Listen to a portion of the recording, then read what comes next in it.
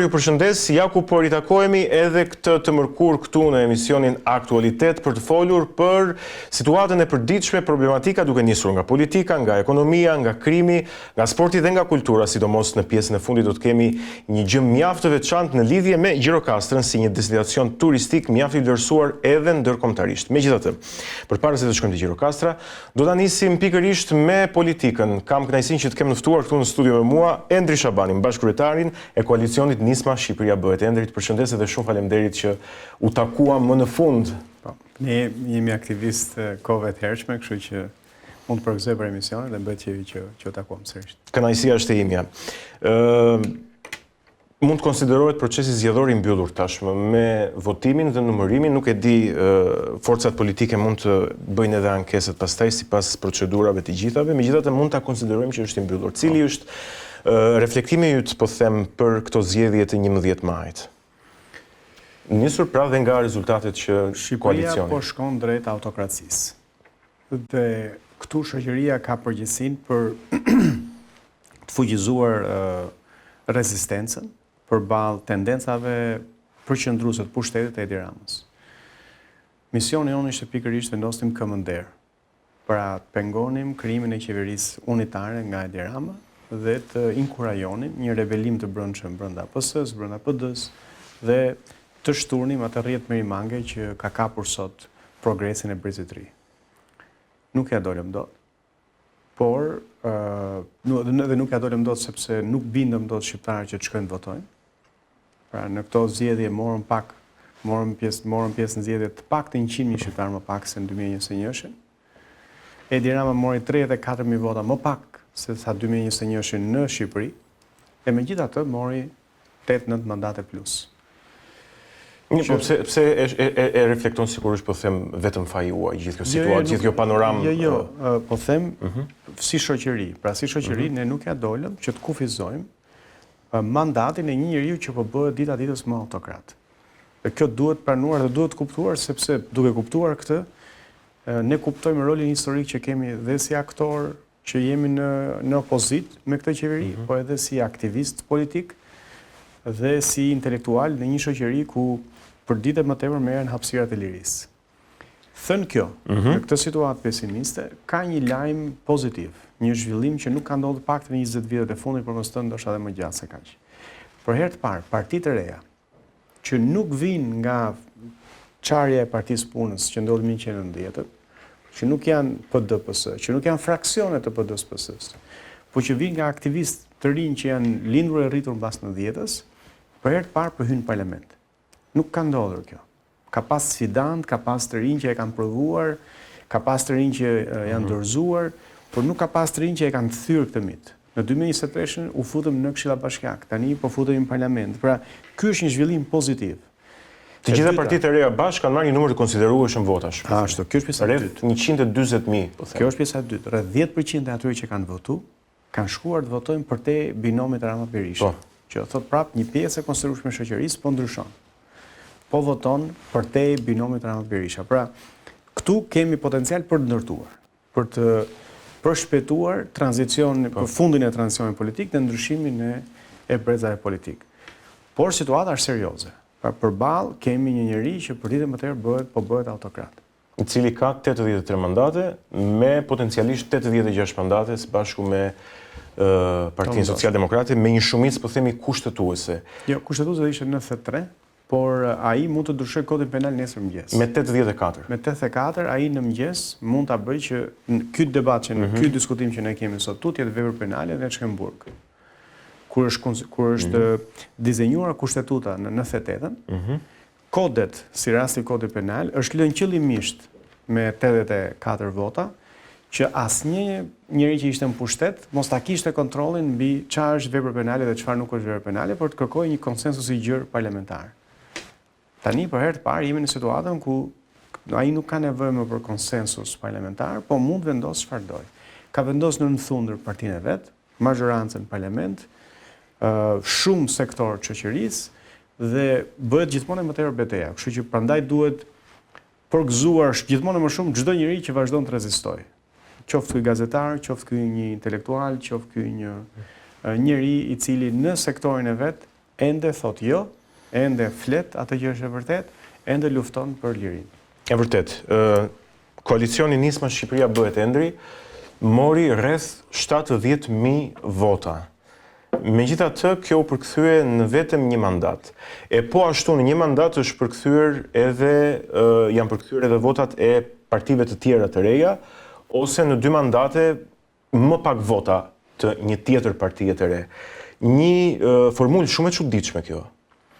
Shiko, këta e kanë konceptuar këtë sistem Rama Berishën që në 2008, e kanë qëntruar në 2017, i ka bërë modifikime në 2020 në Rama, dhe e konsoliduar në 2024. Pra është produkt i 2 njerëzve, i këtyre dyve. Këta të dy kanë kopsitur një kostum që qëndrojnë pushtet kur nuk i do populli. Qëndrojnë pushtet edhe kur nuk janë popullor, edhe kur nuk kanë mbështetje të gjerë popullore, në mënyrë që dhe s'ka nevoja i t'i vjedhi votat me automatik, sepse i vjen në tavolinë. Pra ka marrë 7 mandate vetëm nga sistemi zgjedhor. Po do unë hy dhe e shpjegoj dhe se pse dhe se si ndodh, por thelbi i nyjes është ndarja rajonale. Ne kemi ndarë Shqipërinë në 12 bajraqe, totalisht e pa justifikuar politikisht dhe ekonomikisht, totalisht e dëmshme nga pikpamja e përqendrimit pushtetit atyre që janë baron lokal që marrin kontroll zonën, dhe e gjitha kjo prodhon një pabarazi vote. Pra në 64.000 votues të Vlorës, që kanë votuar Partinë Socialiste, kanë 9 deputet në parlament. Për Partinë Socialiste? Për Partinë Socialiste. 64.000 votues të koalicionit Nisma Shqipëria Në të gjithë Shqipërinë? Në të gjithë Shqipërinë, por shqiptarë janë dhe ato. Pra si shqiptarë i Vlorës, si shqiptarë i Kukësit, njërat halle kanë, por shqiptarë janë, po një shtetësi kanë, po njësoj paguajnë taksat, ama këta 64.000 që kanë votu për Nisma Shqipëria Bëhet, ta kanë vetëm 1 zë në parlament. Këta 64.000 socialistët e Vlorës kanë 9 zëra në parlament. Ti e kupton këtu pabarazinë e votës, që është të shkelësh, do të thënë, nene 1 të kushtetutës, ku qytetarët në këtë vend janë të barabartë, ku secili ka një votë që është e barabartë, dhe këtu pesha e përfaqësimit në parlament duhet ishte në varësi të numrit, jo në varësi të preferencës. Po padyshim, pra. Dhe prandaj ju propozoni një sistem proporcional kombëtar, që 64.000 vota të vlejnë kudo, si në Vlorë, si në Shkodër, si në Vlorë dhe në Shkodër bashkë. Nëse ato 64.000 qytetarët kanë votuar Partinë Socialiste, le të marrin 9 mandate. Nëse këta, po 64.000 të tjerë kanë votuar Nismën Shqipëria Bëhet, marrin 9 mandate. Pra, zëri në parlament nuk duhet varet nga partia për kë ke votuar. Duhet varet nga numri se sa qytetarë janë bërë bashkë, sepse ky është thelbi i demokracisë përfaqësuese. Parlamenti përfaqëson shoqërinë. Parlamenti sot nuk përfaqëson shoqërinë, përfaqëson vullnetin e Ramës dhe Berishës. Qartë. Tani për të ardhur tek mandati i Nismës Thurie i prodhuar nga vota e 70.000 qytetarëve në të gjithë Shqipërinë, ku shumica prej këtyre sigurisht ishin në Tiranë sepse duhet kaluar dhe pragu kombëtar në gjithë Shqipërinë, po dhe pragu rajonal konkretisht në qarkun e Tiranës. Pyetja që shtrohet dhe që është ngritur për debat pas rezultatit të Nismës Shqipëria Bëhet është kush do ta mbajë mandatin e vetëm që ka fituar ky koalicion? Do ta mbaj, po them, drejtuesi i këtij koalicioni, Adriatiku, apo bashkë drejtuesi i koalicionit që je ti? Shiko, kjo nuk është çështje e rëndësishme për opinionin publik. Ai është një mandat i koalicionit. Është një mandat që është prodhuar nga votat që ka marrë secili nga kandidatët në listën preferenciale, që është prodhuar nga votat që qytetarët kanë hedhur për numrin 6, që është logo e koalicionit. Kështu që kushdo që të shkojë do përfaqësoj 70.000 zëra, të përfaqësoj vullnetin e 140 kandidatëve, kështu që nuk bën asnjë diferencë. Ne kemi vendosur disa parime bazë dhe një nga këto ka qenë që ne do garojmë me listë hapur. Që do thotë kush merr më shumë vota, renditet i pari dhe shkon i pari në parlament. Sipas numrit votave preferenciale, Adriatiku ka marrë më shumë vota se sa unë. Adriatiku ka marrë 4.300, mos gaboj, ti ke marrë diku te 3.000. Nuk ka rëndësi. Adriatiku ka marrë më shumë vota se sa unë, kështu që ai është renditur i pari. Kështu që normalisht i takon të parit. Nëse do kishim 2 mandate, do më kishte takuar atij dhe mua. Nëse do kishim 3 mandate, ai, unë dhe Pano. E kështu do vazhdonte me radhë deri. E kuptoj, por në fakt, unë mendoj që ka rëndësi edhe si profil politik, sepse Adriatiku është një profil politik që shkon më tepër djathtas, ndërsa ti je një profil politik që shkon më tepër majtas tek socialdemokracia. Unë e kuptoj që koalicioni ka rënë dakord me disa parime, pra nuk ndahet në bazë profilit politik të bashkëdrejtuesve të tij. Por gjithsesi, këtë ka gjykuar votuesi. Votuesi ka në numër më të lartë kanë votuar për Adriatikun se sa për mua brenda listës së koalicionit. Tani këtë analizë ne nuk ja por, dakor, kjo është e qartë. Jo, kjo është vërtet shumë e qartë se janë shifrat që flasin dhe mbyllet. Se ky ka qenë parimi, pra ky ka qenë parimi bazë. Nëse unë do merra një vot më shumë se Adriatiku, do kisha shkruar. Kjo do ishte shumë e qartë, sikur dhe ne do kishim nevojë ta diskutonin fare, sikur të mos ishte zotimi, po them, premtimi, nuk e di, fjalë e madhe premtimi, po zotimi ose deklarata publike e Adriatikut që nëse koalicioni do të merrte vetëm një mandat, nuk do të ishte Adriatiku ai mandat, do të ishte i dyti, që me llogari bie ti është ti. Këtë llogari, apo nuk e di tani. Këtë zotim kush e ka bërë? Adriatiku? Adriatik Lapaj. Po. Duhet të pyes Adriatikun.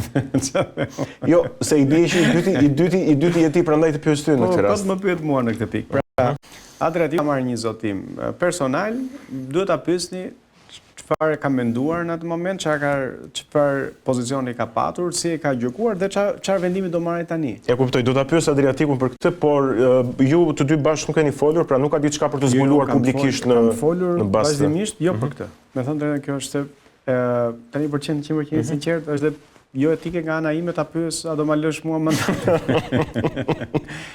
Jo, meqense ke folur vetë ti thuash. Për këtë nuk kam folur kurrë. Domethënë, edhe është një temë që nuk dua ta diskutoj. Për mendimin tim, parimi është ky. Pra, kush merr më shumë vota, ka marrë më shumë vota i takon. E di pse ka rëndësi dhe mandati i vetëminismës Shqipëria bëhet. Pyetja ime është kjo, çfarë peshe politike ka ky mandat në përfaqësimin e qytetarëve dhe në jetën parlamentare? Një mandat. Ai është mandati më i votuar. Adriatiku tha që do t'ju anëzi jetën, po e perifrazoj me këtë mandat. Atyre atje. Mandati më i votuar, ndoshta edhe në historinë e parlamentarizmit në Shqipëri. Për shkak të formulës. Për shkak të formulës. Pra, janë 7000 zëra që kanë vetëm një zë në parlament. Thënë kjo, t'jeni të sigurt që Edi Rama do t'ja uli peshën parlamentit dita ditës. Siç e ka ul peshën në parlamenteve lokale. Unë jam këshill bashkiak të Tiranës. E kanë telendisur në një farpike që të vjen zor, domethënë që ti jesh aty, sepse nuk ka transparencë, nuk lejohen mediat, nuk lejohen qytetarët, nuk lejohen celularët, nuk merret vesh fare çfarë ndodhet brenda. Nuk lejohet debati, nuk lejohen nismat vendore, pra të gjitha hapësirat demokratike në nivel lokal dhe në nivel qendror, si në rast parlamenti, këta tentojnë t'i vrasin dita ditës. Në parlament ju do ta shikoni se si Edi Rama nuk do shkojë fare, do ta injorojë siç e ka injoruar. Ka futur një listë njerëzish anonim që nuk kanë as mendim në vet politik. Por fatkeqësia është që brenda parlamentit do ketë shumë pak peshë, por thënë kjo, ne do ta vazhdojmë betejën brenda parlamentit, jashtë parlamentit, brenda Këshillit Bashkiak, jashtë Këshillit Bashkiak, se nuk kemi rrugë tjetër.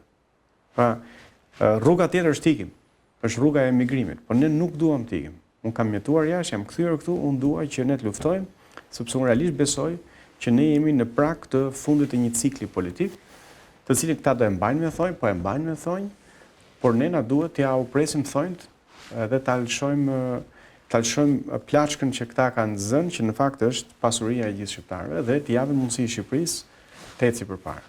Qartë, duke qenë se është vetëm një mandat dhe do duhet që të bëhet më shumë se një për të fuqizuar, po them, lufta e kauzave atje në parlament.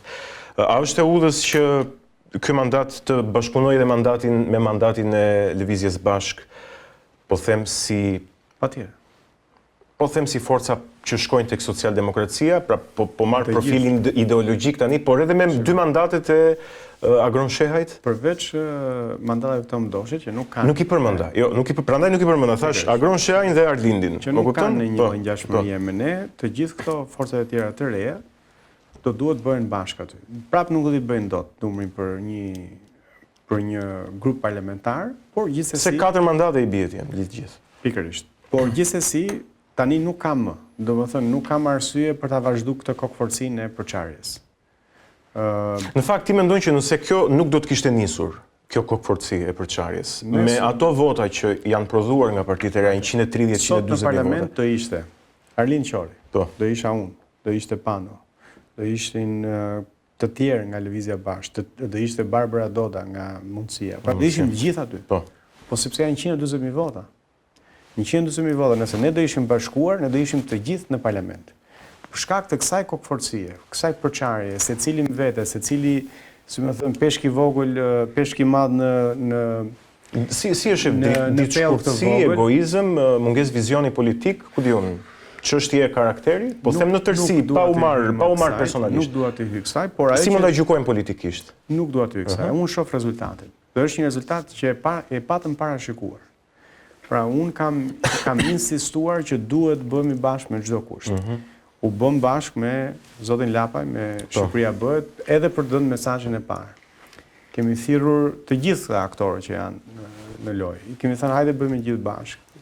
Thirrje publike sistematike. Para zgjedhjeve lokale, mbas zgjedhjeve lokale, para zgjedhjeve të përgjithshme. Tani prapë po I bëjmë thirrje. Ne duhet bëjmë bashkë. Pse? Ne kemi ndasi ideologjike. Ne kemi ndasi profilesh politike. Por në këtë moment betejën e kemi të përbashkët. Pra, kundër nazistëve u bën bashkë edhe komunistët dhe ballistët. Sepse ka një moment ku lufta është e përbashkët.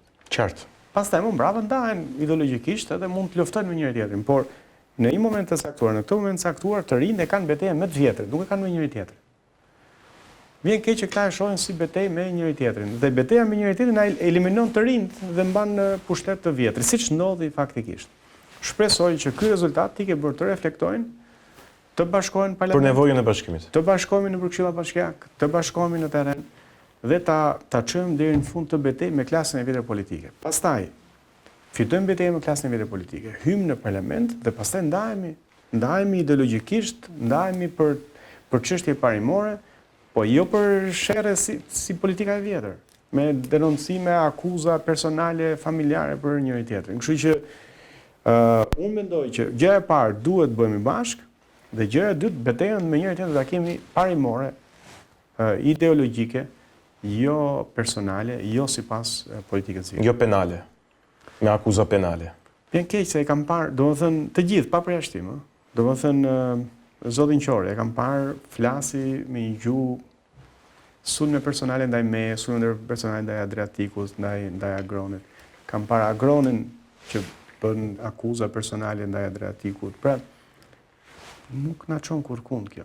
Domethënë thjesht zvoglon frontin e të rinjve, e dobëson frontin e të rinjve, zhgënjen njerëz i thotë të rinjt janë sësi të vjetrit dhe mban akoma në kurrizin e shqiptarëve Ramën me Berishën. Po mbase gjuha e ashpër dhe për ta mbyllur me këtë, mbase gjuha e ashpër po them e partive të reja Endri vjen edhe për shkak se kush do duhet që ta nisë këtë rrugë duhet të jetë vërtet I kulluar. Pra nuk mund të jetë I kompromentuar në asnjë milimetër të stofit vet politik. Prandaj ndoshta vjen nga pritshmëria dhe nga kërkesa shumë e lartë. Çdo njeri që jo që e hyn, po edhe ata që rrin, çdo njeri që del në sferën publike do duhet skanuar me rrënjë dhe mball. Jemi dakord? Po ki parasysh, ne jemi përballë klasës vjetër politike. Mua gjatë fushatës më kanë nxjerr foto të dashurave të gjimnazit. Nuk kanë lënë rrënjë dhe mball që nuk na e kanë monitoruar. S'kemi nevojë për të luftuar me njëri tjetrin, t'jeni sigurt, pala përballë. Po na skanon me rrënjë dhe mball. Media na skanon me rrënjë dhe mball. Kështu që le ta kemi betejën me klasën e vjetër politike, se nëse ka gjëra që ne I kemi dhe publiku do duhet I di, do t'i di. Do t'i di nga klasa e vjetër politike që na sulmon direkt, indirekt, me nën kuptime, me portale, I kanë gjitha mjetet ata. S'ka nevojë të japim I dorë dhe ne duke u zënë me njëri tjetrin, sepse këtë kohë që shpenzojmë duke u zënë me njëri tjetrin, është kohë e vyrë që e shpenzojmë për të dhënë një vizion për zhvillimin e Shqipërisë. Për të një denoncim. Dhe për të denoncuar klasën e vjetër politike, se nuk është fatkeqësia e Shqipërisë as Adriatik Lapaj as Arlind Qori. Jo, qartë. Më kupton, pra, e eliminum në këta, I nxorëm në këta gjithat këqijat e këtyre, I lam jashtë parlamentit. Çfarë fitoi Shqipëria? Asgjë. Mua më shqetëson më shumë një mandat I Belinda Ballukut, apo një mandat I Flamur Nokos, sesa një mandat I Adriatikut apo I Arlindit. Qartë zë. Endri, pak ditë përpara nisjes fushatës, ju bashkë kryetarët e nismës Shqipëria Bëhet, koalicionit, ishit në Prishtinë, në Kosovë, ku takuat kryeministrin e Kosovës Albin Kurti dhe kam përshtypjen që ishte, nëse s'jam gabim, forca e vetme politike që është kujtuar, po them, për Kosovën në këto zgjedhje. Është kujtuar në kuptimin jo thjesht deklarativ, është kujtuar të shkojë aty dhe të bëjë një takim. Dhe është fatkeqësi që ne ishim të vetmit. Se sot në mëngjes po mendoja kush mos ishte ndonjë tjetër, Jo. se mos jam gabim duke e thënë këtë, por s'më doli llogaria dhe mendoj që ju ishit të vetmit. Qeveria Kurti ishte e vetmja qeveri që kur shpall pavarësia që e mbylli ciklin e plot, që ofron një Për herë të parë, po. stabiliteti në Kosovë. Do duhet përgëzuar për këtë fakt. Nuk e bëri asnjë nga palët në Shqipëri dhe ky është lajm negativ. Ky është një tregues në fakt i interesit. Se unë do doja që ne të jemi më afër me Kosovën se sa me Serbinë. Po sigurisht, patjetër. Dhe fatkeqësisht është këta mokollaj shkojnë, si Berisha shkon në Greqi, ky tjetri shkon në Serbi, edhe harrojnë të shkojnë në Kosovë apo të përgëzojnë qeverinë e Kosovës. Edhe kjo besoj në vetvete do duhet është tregus që shqiptarët do duhet ta shohin me vëmendje. Sepse ne vëllezërit tanë, ne kemi shumë respekt për gjithë shtetet e tjera në marrëdhënie bashkëpunimi, po vëllezërit tanë e kemi në Kosovë, nuk e kemi në Serbi. Kështu që një qeveri që ka më të afër Serbinë se sa Kosovën, është një qeveri që nuk punon për interesin kombëtar. Qartë. A morët mbështetje nga kryeministri i Kosovës apo ishte thjesht një takim urimi dhe besoj se ju diçka i keni kërkuar? Jo, ne shkuam për ta uruar, i çuam dhe një dhuratë për rezultatin dhe për përmbylljen me sukses të qeverisë të mandatit. Keni parasysh është ndër të pakta qeveri në rajon që megjithse ka qëndruar kaq kohë në pushtet, nuk ka një skandal korrupsioni. Edhe kjo në vetvete është ky është një zhvillim pozitiv. Pavarësisht se në mediat këtu në Shqipëri kjo nuk pasqyrohet përgjithsisht. Po shëndetësishme kjo. Por kjo është një standard ballkanik. Çfarë na kanë thënë kundërshtarët tanë historik? Jo, e kam fjalë kundërshtarët e popullit shqiptar kanë thënë që këta nuk kanë aftësi shtetëformuese. Këta vetëm vjedhin, nuk dinë të qeverisin, nuk dinë të ndërtojnë institucione. Qeveria Kurti dhe Albin Kurti vet ka dhënë një model të shtetëformimit, të seriozitetit, të ndershmërisë. Është një model që duhet reflektojë në të gjithë rajonin. Kështu unë personalisht kam një vlerësim për gjithë qeverinë dhe veçanti për Albinin, për kryeministrin Kurti, për integriteti që ka treguar. Ndërkohë që nuk mund të bëhet fjalë, nuk zbesoj se bëhet fjalë për ndonjë bashkëpunim të mundshëm midis forcash politike, po flas lëvizjes vetëvendosje atje në Kosovë dhe nismës Shqipëria bëhet. Ne kemi një lloj vlerësimi reciprok. Padyshim kemi edhe një lloj mbështetje reciproke. Sigurisht që në të ardhmen besoj që janë gjitha mundësitë dhe gjithë potenciali për ta intensifikuar këtë lloj bashkëpunimi, sepse unë nuk do të shifja, unë nuk shoh asnjë forcë në Shqipëri që do ishte më e ngjashme me vetëvendosjen në Kosovë se sa nismathurje. Qoftë ideologjikisht, qoftë nga përbërja, qoftë për nga aspiratat që kemi, qoftë për nga modelet që na inspirojnë, që është siç thash është Albini. Qartë. E për të rikthyer sërish tek Shqipëria dhe tek ardhmja politike e nismës Shqipëria bëhet. Endri, the nisma thurje, nuk the nisma Shqipëria bëhet. Tani se e ka pak kështu shkarazje, apo ishte lapsus? Ishte lapsus fare. Apo çfarë do të thotë kjo që? Nisma Shqipëria bëhet është koalicion. Sigurisht. Nisma thurje është parti. Është parti politike, po. A do të thotë që koalicioni pushon së funksionuari tani pas Jo. Shiko. Do ndajë secili lëvizja Shqipëria bëhet dhe nisma thurje dhe vazhdojnë jetën. Po. Ky është një koalicion për zgjedhjet. Po. Për shkak të kodit zgjedhor, por ne edhe në këto zgjedhje, edhe pas zgjedhjeve jemi dy parti të ndryshme. Sigurisht, po. Të cilat do ta vazhdojmë bashkëpunimin. Do ta vazhdojmë bashkëpunimin. Synimi është ta vazhdojmë bashkëpunimin edhe për zgjedhjet lokale, ta vazhdojmë bashkëpunimin edhe për nismat përbashkëta, dhe sepse ka shumë gjëra që i ndajmë të përbashkëta, por njëkohësisht secili ka identitetin e vet, ka historikun e vet dhe ka dhe elektoratin e vet për i vërtetës. Kështu që është një lloj bashkëpunimi që unë mendoj që është shumë i nevojshëm që të zgjerohet edhe me lëvizjen bashkë, edhe me mundësia me të gjithë, pa ja marrë identitetin. Pa lëvizja bashkë të vazhdoj të qëndrojë lëvizja bashkë, por ne duhet bashkëpunojmë. E kuptoj. A ka, po them, prapaskena, se kur thua prapaskena të shkon mendja për keq, po them mënyra se si ky bashkëpunim do të vijojë, po them, në vazhdim sa i takon mandatit parlamentar, por dhe bashkëpunimit të kauzave në teren konkretisht, sepse lufta nuk do të jetë vetëm parlamentare, por kam përshtypjen do të jetë edhe në rrugë, edhe jeta politike jashtë parlamentare? Thash, synimi ynë është që nismat ligjore që ne kemi, s'ka asnjë arsye pse mos i kalojmë përmes deputetit që do ketë koalicionin në parlament. Nga ana tjetër, aktivitete, protesta, nisma publike që ne do të ndërmarrim, s'ka asnjë arsye që mos i bëjmë krah për krah me njëri tjetrin. Ne po kërkojmë të tjerët, jo më nisma thurje dhe Shqipëria bëhet. Kështu që synimi është ky. Pastaj sigurisht si thash, çdo parti ka aktivitetin e vet politik dhe ju do shikoni Shqipëria bëhet që ka takimet e veta, aktivitetet e veta, nisma thurje që ka takimet e veta, aktivitetet e veta, krejt normale, duke ruajtur profilin dhe identitetin tonë. Shiko, e di pse pyet se dua vërtet ta kuptoj.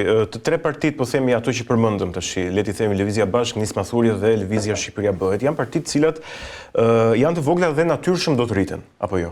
Po e supozojmë këtë që në këtë 4 vjeçar ato do të zgjerojnë edhe antarësinë, do të shtrihen edhe gjeografikisht në më shumë, po them, pjesë të Shqipërisë, nëse janë shtrirë në të gjitha qarqet brenda qarkut, do të shtrihen në më shumë fshatra, në më shumë zona etj.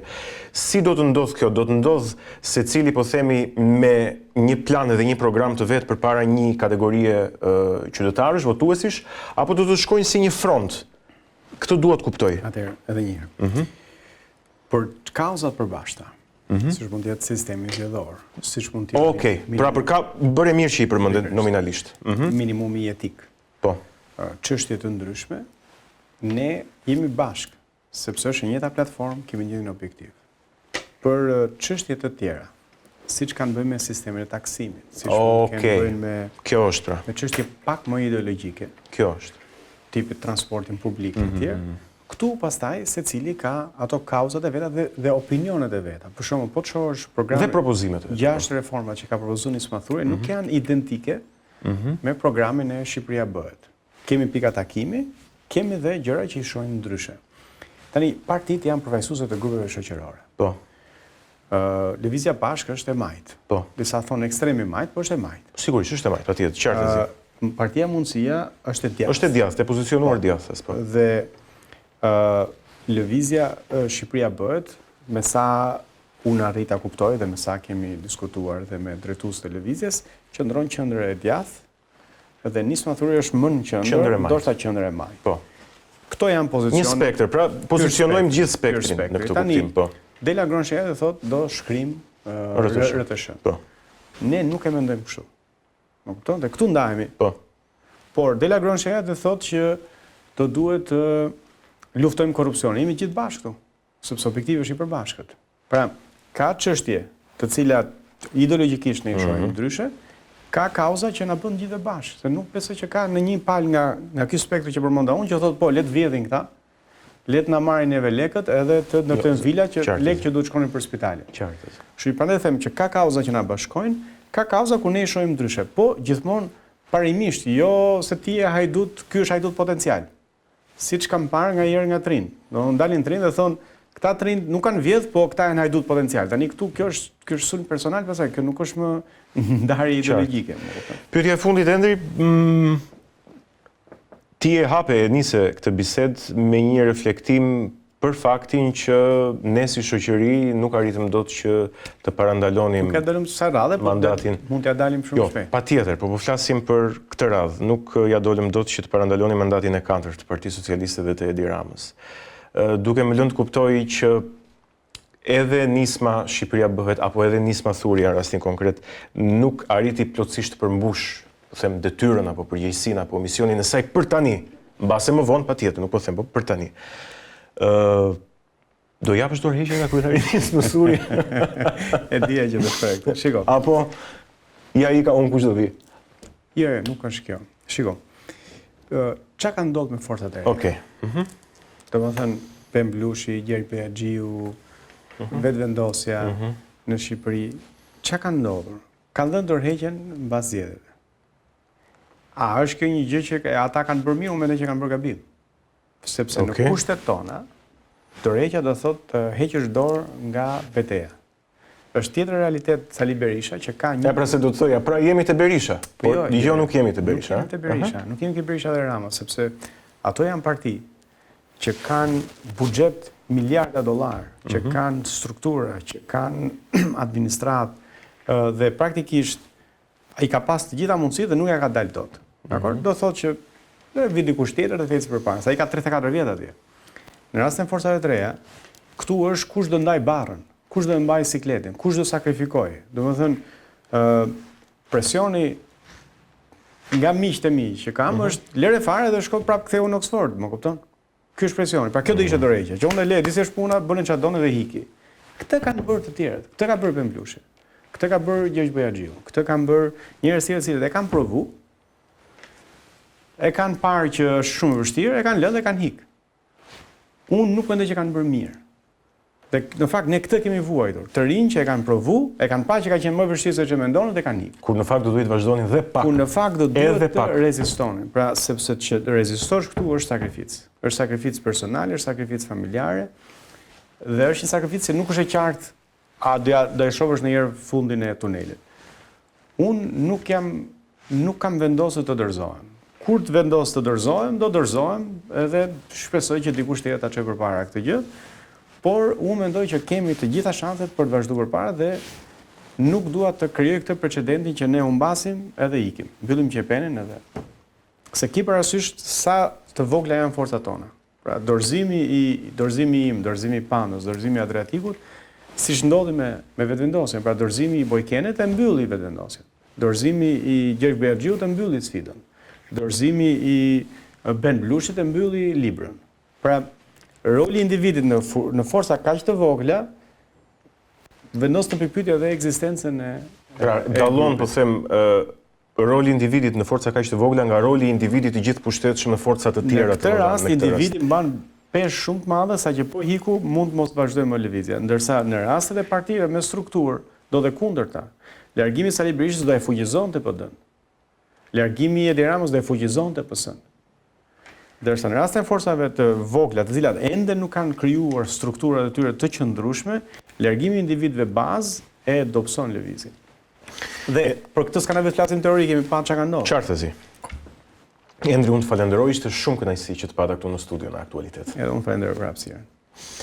Ishim me Endri Shabanin, një nga bashkëkryetarët, bashkëdrejtuesit e koalicionit Nisma Shqipëria Bëhet. Shkëputemi dhe i kthehemi pas pak.